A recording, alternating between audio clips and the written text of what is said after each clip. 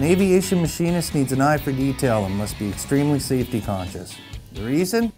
We operate advanced cutting and shaping tools to make parts that are used to build and repair aircraft. The tools are state-of-the-art. Specialized saws, drill presses, grinders, lathes, and boring mills. Precision is essential, and so are good computer skills, particularly for computer numerical control operations. Literacy skills are also important, partly to read and understand complex engineering drawings. In fact, machinists are often consulted during aircraft design because of our knowledge of materials and fabrication techniques.